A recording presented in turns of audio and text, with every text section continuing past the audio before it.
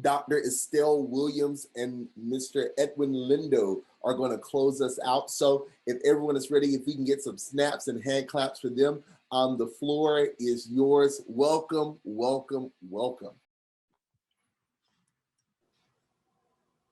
Thank you all. First, I just want to thank the students for joining us for the panel. Congratulations on your acceptance. Joseph failed to mention a very key historical moment in his development into med school, and that is I beat him in basketball. That's how we first met at the IMA. No, but he actually came up to me and he said, I'm going to med school. And he was an undergrad and he was committed and driven. And he did everything, not that just what he needed to do, but he did everything in community, and he knew that the community supported him. And I think it's such a beautiful case study of, it wasn't even necessarily a program. He was surrounded by unconditional love from Dr. Williams, other Black scholars and physicians. And he sent me his text a few months ago that he got accepted to UW School of Medicine, and it brought so much joy because it shows the commitment and work. So congratulations, Joseph. Thank you, I appreciate it. Yeah. Dr. Williams, how do you want to close this off?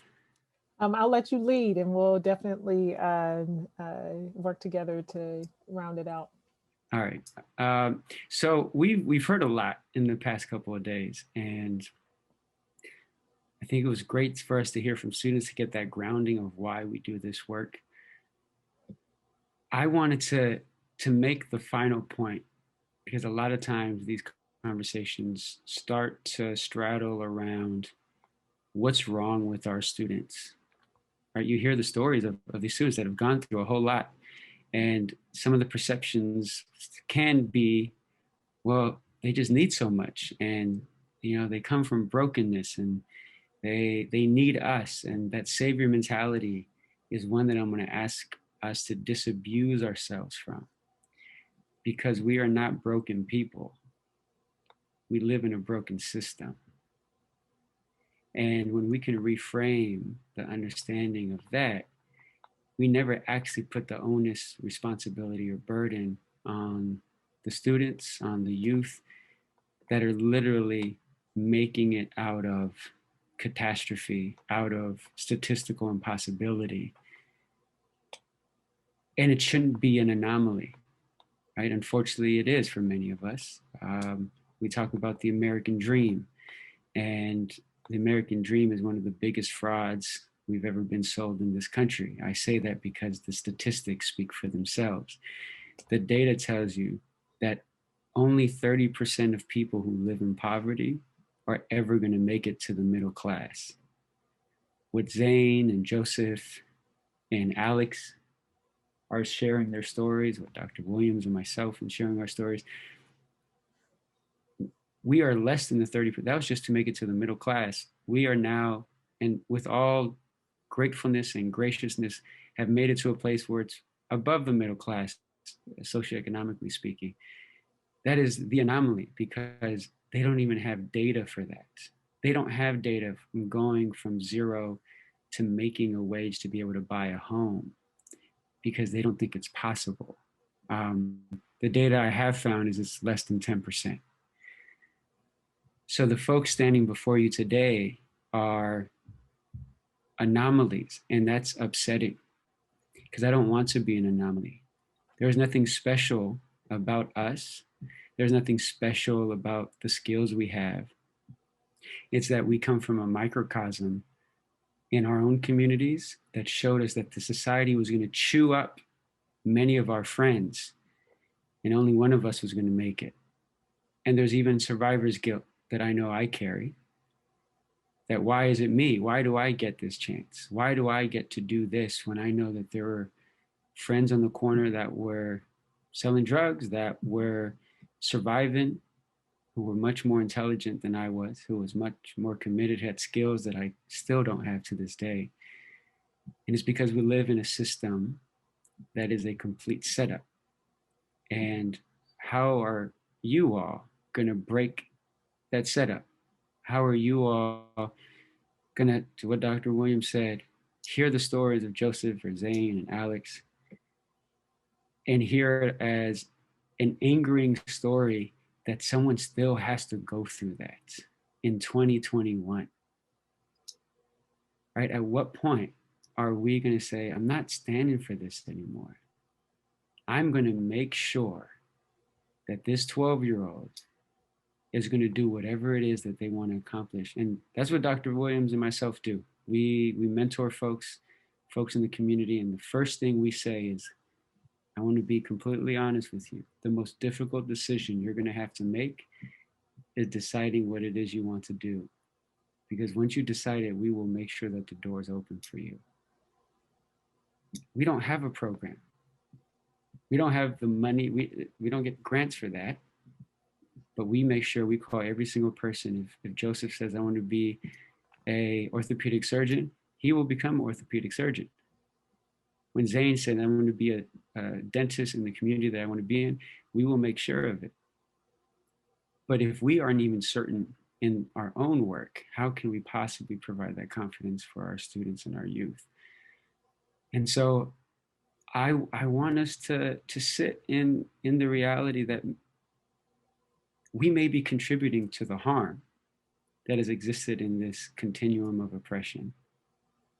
And it's not an implication. I'm not trying to cross-examine anyone here. I left my lawyer days in the past. But I'm a critical race scholar, and what we do in critical race theory is we know that we have to consistently critique even ourselves if we're actually trying to evolve into something better. I've changed my theories and my ideas many times over throughout my life because I was willing to take the time to say, that may have been true or accurate 5 years ago, but the conditions have changed. And when those conditions change, how do I change my work? And that's the praxis. That's the second time I've said that word. Praxis means that your theory informs your work, and your work informs the way you think about it and the way you theorize about it. So I want us to think, what is our praxis? How are we fundamentally changing this work on a daily basis? And we've come up with some amazing ideas here. But I want to let Dr. Williams speak on. I wanted to share that though, that we are not broken people. We are full. We are abundant. We just operate in a highly dysfunctional, intentionally oppressive system that has set it up to make it nearly impossible. And we have to literally have conferences to talk about how do we get melanated folks to college. And I want to add to that. Yeah, go ahead. Sorry. I want to add to that the words that were articulated so beautifully by our student, student doctor Alex, is that this then creates a fear to kind of share your story. You're afraid to share your story and your background. And that resonated so heavily with me when he said that, because I remember that same fear of sharing my story, of my background, of the way I'll be judged, of the way I'll be pitied, because I will be seen as that sob story, that other brown person that came from this brokenness, and that I will then be at the helm of someone else's pity to help me, not because they see my potential, not because they know I'm smart, not because they want to see me succeed for just being me, but because I come from this broken home of a single parent. I come from the ghetto. I come from poverty. So, we need to help this impoverished child. And so thank you, Alex, for saying that, for being vulnerable to share that feeling, because it resonated so well with me, because I distinctly remember that feeling. And I remember when a student first told me, after they heard me share my story in a talk about my mother, and they said, when did you feel comfortable sharing that part of yourself? And I had to take a moment and reflect. And I think this is where Edwin Lindo's words are so powerful, because I said, I had to reclaim my power. It's not that I came from any sort of brokenness. That's where I saw the most power, was in the story, not of the fact that my parents were divorced or that my mother fell victim to substance abuse. It was the fact that I saw her recover. I saw that process of rebuilding. I saw the prime example of Black girl magic. I saw that your life in one moment does not determine your wholeness as a person and your humanity.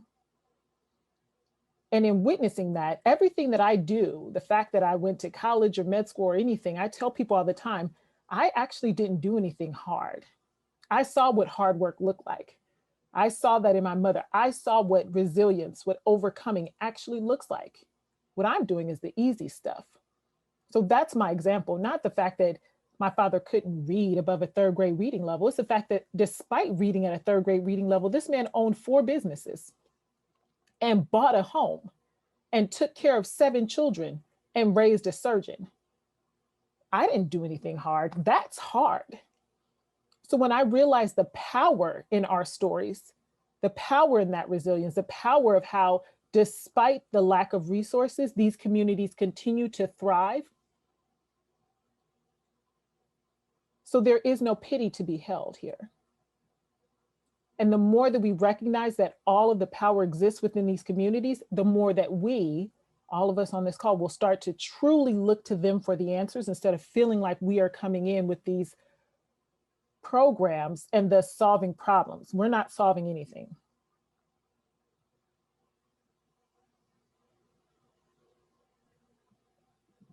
And I'll follow up. I think actually we should start thinking, and I have my shirt, I don't think you can see it, but it says abolitionist. And on the back, it says abolition is creative. And for many, that's oxymoronic. How can being an abolitionist be creative? And actually, you all practice it, especially those that practice medicine. Because to be an abolitionist means you have to think creatively about a future that we've never seen before, about a justice that we've never witnessed or felt or touched. And if that's true, that means that you have to be an imaginative justice warrior, justice writer. And it's like a comic book writer, the comic book writer that imagined Wakanda.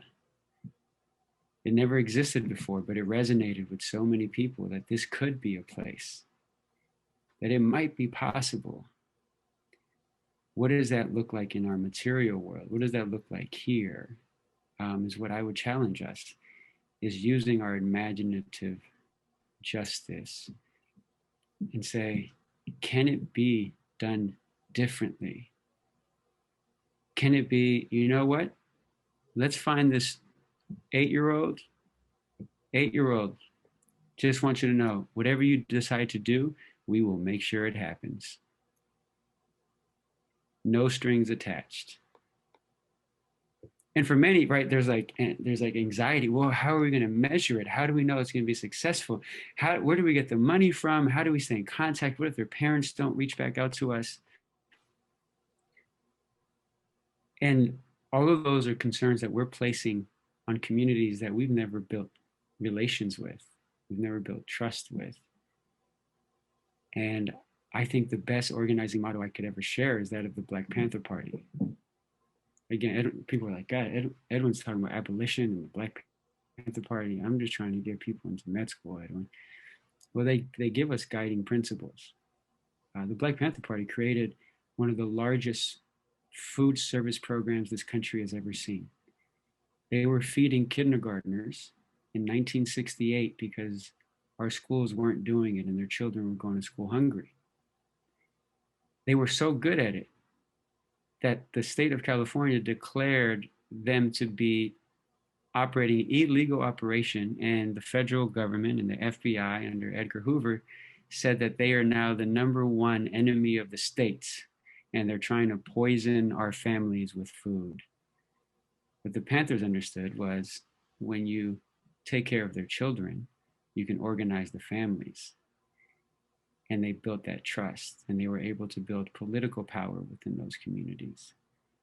And not only was it adopted statewide, we now have a national free breakfast program for every public school in this country because of the radical Black Panther Party. They created Carolyn Downs Clinic. The Carolyn Downs Clinic was not because of a grant or a program. It's because Aaron Dixon went to Dr. Stephanopoulos at UW School of Medicine and said, we need to screen for sickle cell trait. Dr. Stephanopoulos, a neurosurgeon, said, show up to UW Medicine in the back dock at 5 p.m. on Friday with a van. They showed up with a van, and Dr. Stephanopoulos literally stole hospital beds and IVs, and they stuffed them to the back of this van so they can start a sickle cell screening program in the Central District of Seattle. Today, people say, that's great, you can't do that. Why would you do that? That's illegal. What's illegal is that we're letting people die of sickle cell when we know that we can screen for it. What's illegal is that we're letting people live in poverty. We're intentionally keeping people out of AB courses and AP classes. You have schools like Garfield High School where the students call it the slave ship because the AB and AP classes are on the top floor where all the white students are, and all the Black and brown students are on the first floor where the non-AP classes are. That's in 2021. What are we going to radically do different? What hospital beds, what IVs are we going to reallocate to the community in ways that creates a radical justice that we haven't seen before? That's the question I pose. And I hope it's a challenge that you all are willing to take up. And I'm going to take that and tie it back into what we are doing right now within our programs. And then after I do that, I want us to open it up to really engage with you all in the last 10 minutes, because we definitely want to hear your voices and have you all engage with us. But student Dr. Anise said something that I think highlights a very important point to what Edwin is also speaking about, which is that, you know, the programs never came down into her neighborhood. It was something that she had to travel to. To what student Dr. Joseph Bigham said when he said that they dropped off calculators but didn't teach us how to use them. And that we create programs without necessarily addressing a need. Or we don't realize what needs may be already being filled by programs that maybe exist in that community, where if we just collaborated or partnered with them, it could actually create something more cohesive. This is what we talk about when we talk about collective impact. And some of you may have already heard this or seen the paper that was written out of Stanford about collective impact. But it's a model that I follow very closely in Doctor for a Day. We don't need to keep creating new programs and trying to reinvent the wheel or think we're going to do something better. What we do is collaborate with programs that already exist in community, and we find ways that we can support the programming that they're already bringing by bringing health and medicine education to them, so that it's just one less job they have to do. Every program feels like they have to do all of it. And then unfortunately, trying to be a jack of trades, you do 10% of everything and 100% of nothing. But imagine if we all just took a little piece of the pie. If a program that is very strong in reading and literacy, and we say, great, that is a key fundamental foundational skill that our early childhood education students need. What we're going to do is just come in, and as you're teaching them reading and literacy, we're going to teach them about how, when you read and do critical thinking, this is how it applies to medicine. And we just added as an adjunct to what they already had as a strength. That's collective impact. That's how we work together. When we share knowledge about what each one of us is doing, and we say, you're doing that, great. You know what? I think I can add to it by just collaborating with you and coming in and doing this one extra piece. You have the calculators? Great. I have the mathematicians that can teach them how to do so many cool things with the calculators. Wow, you have a program that already exists in Rainier Beach? That's great. We're here at the University of Washington. We'll come down to you guys since you already have a site on location, and we'll bring the equipment down and come teach your students. Because you already have a relationship in that neighborhood. You already exist there. Doesn't matter what you're doing. Oh, you only do teaching about community gardens, you're nurturing roots and you teach about gardens. Well, that's perfect, because people need to know about healthy eating in order to be, and how that relates to medicine. Doesn't matter that you're not a STEM program. You're still a program that is already rooted in the community that exists there. So let me see what already exists in that community and come help support it. That's collective impact. And that's how we start envisioning and thinking about how do we create something that didn't exist before, but it's different than what we're doing now, because what we're doing now, it's just not working. It's not meeting the needs. And we have to start thinking bigger and broader. So in the last 10 minutes here, I think Edwin and I really want to open it up to you all to engage with everyone. Feel free if we want to be in conversation or chat so we don't talk over each other, recognizing that we're not in a room to see everybody all together at once. The virtual space makes it a little more challenging, but Edwin, did you have any opening questions you wanted to, or we can just open it up to the group? Yeah, let's just open it up to the group and have a conversation.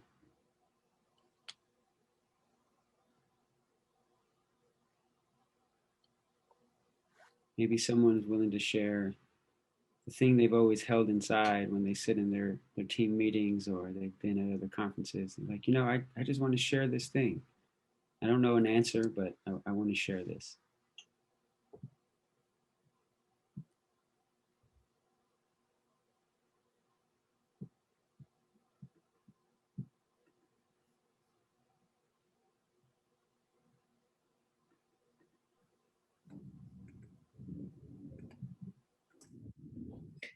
Well, just to kind of break the silence, I just want to say that this has been incredible. And I think that at least what I'm experiencing right now is you've just given us so much to think about and to think on.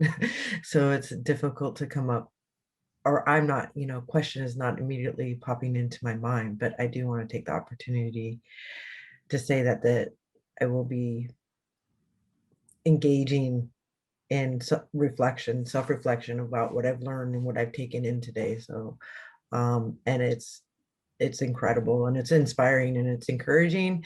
And so thank you. I just want to say that. Brenda. I'd like to say that being a first-gen college student, being a daughter of an immigrant, that I have that trauma of imposter syndrome, and it's really hard for me to, I guess, to believe in myself. But also too, I was wondering if the students feel this way too, that they feel like their childhood friends, that they may look at them differently because they're going to school and because they're being successful in the terms that we define success. Because in a lot of cultures, success isn't necessarily how much money you make or the house that you live in, the neighborhood that you live in, but also too is how you are working with your communities. And I just want to say that I'm really proud of all of you, all of the students, that they can do this and to feel that confident in themselves. Because I know that it was really hard for me. It still is hard for me to feel confident that or even to feel the power, like you said, Dr. Williams, my own power. And so I just want to let them know that they have so much power and that the community, all of our communities, are very proud of them. Thank you, Cheryl. And I think you touch on something I'll speak to briefly. I don't even think we have to go as recent as the students that are on this panel. I know Dr. Williams and myself experienced losing friends that thought we changed, that thought, oh, you're leaving our community and you don't actually care about East Oakland or San Francisco. And that was hard. I remember having a conversation with my sister of when I stepped into law school, do I have to change? Can I still listen to the same music? Can I still use the same words that I use with my friends? Or do I have to be a different person? And she had never been to college, so she didn't know how to answer except be supportive and say, well, I just want you to be you. but I don't know what that means, because there's a real concern that there is consequences if you are your whole self in some of these settings. Thankfully, I learned early on that you can code switch and do many other things, but that takes so much effort and is so taxing that it's not worth it. And at the end of it all, you look back and you say, well, who was I actually?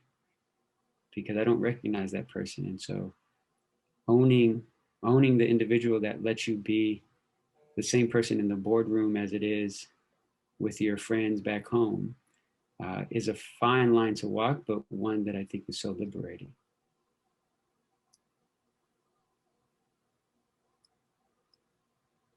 Thank you for sharing that, Edwin. I was just thinking about that as I'm entering into medical school, just thinking about how do I always be authentically myself and not feel the need to code switch. And sometimes, I just catch myself and I'm like, why am I saying this? Why do I feel like I need to present in this way? So I just thank you for just noting that. And I'm going to keep that with me as I go on in this path. Thank you. Yeah, well, we're glad to have you, and anything I can do to help for all the students. Well, see me at the IMA once everyone's vaccinated. I'm getting older. That's like, it's been 6 years, so it's a little unfair now.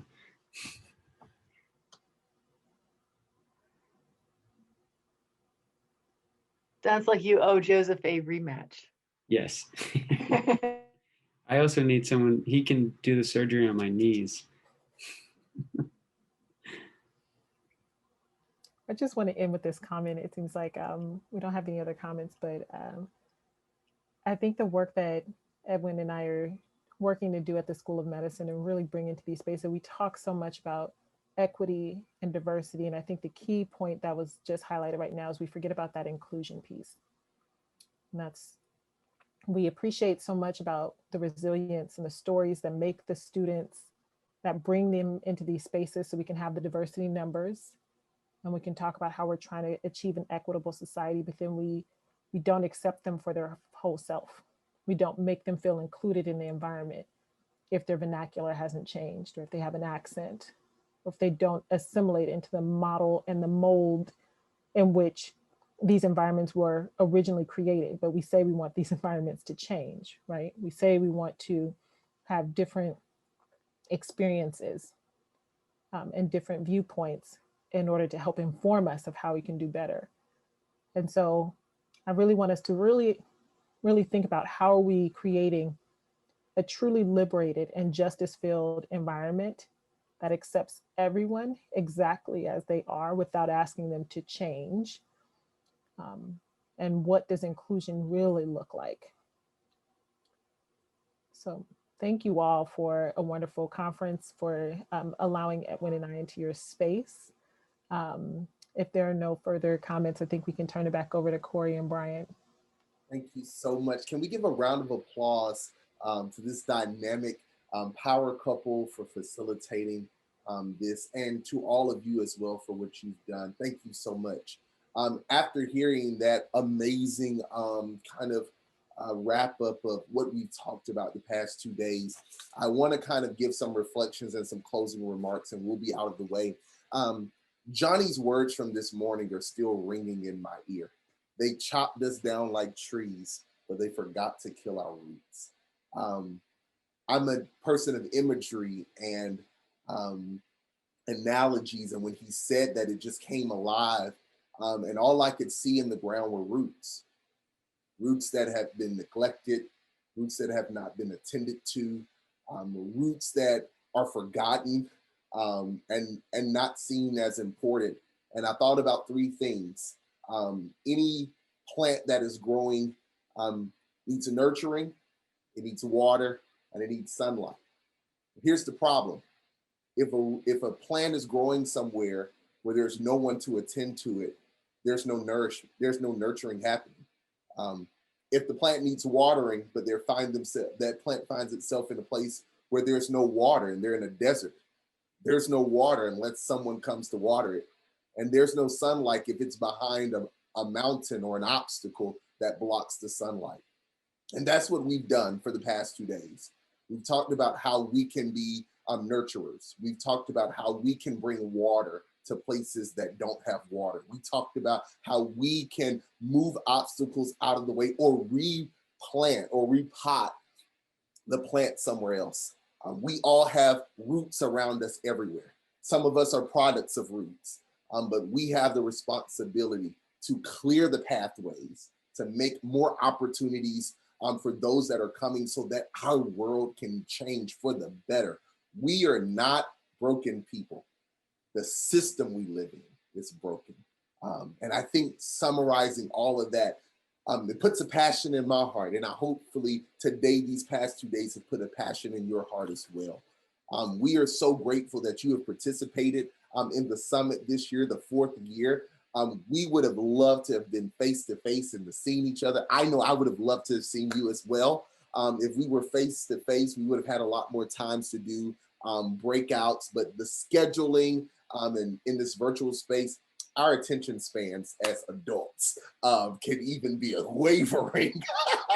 But our conference coordinators put it together in the way that it could keep us engaged. We would have the opportunity to talk and to come up with actionable items. But the work doesn't stop there. You've got to connect. There are people in above you, below you, to your left, to your right. You may not know them, but connect with them. Send them an email.